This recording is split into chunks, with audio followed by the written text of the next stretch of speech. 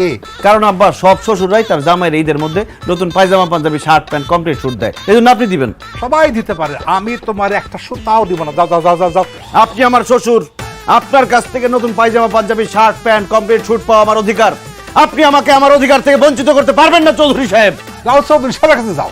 মন্ডল সাহেব, যেভাবে হোক আজকে আমি আমার অধিকার আদায় করে ছাড়বো, শার্ট প্যান্ট পায়জামা পাঞ্জাবি নিয়ে ছাড়বই। তো শার্ট প্যান্ট পাজামা পাঞ্জাবি কেন, আমি একটা রুমালও দিব না, রুমালও দিব না। দিবেন না? না দেবো না।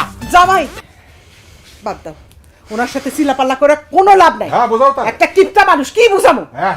কিচ্ছু দিব না তোমারে। এই যে আমার এখানে গয়না আছে বাবা, তুমি যাও এগুলো বিক্রি করে শার্ট প্যান্ট পায়জামা পাঞ্জাবি যা যা লাগে তুমি কিনো। এই, এই, এই, এই, কি করো? কি করো? আরে রাখো রাখো। এই এর 5 ভরি স্বর্ণ আছে, তুমি জানো দাম কত? রাখো আমার রাখো। দাম দিয়ে কোনো লাভ নাই। সারাটা জীবন আপনি আমার সাথে কিপটামি করছেন, মায়েগুলোর সাথে কিপটামি করছেন, কিন্তু আমার জামাইয়ের সাথে আমি কিপটামি করতে দিব না। আপনার মান সম্মান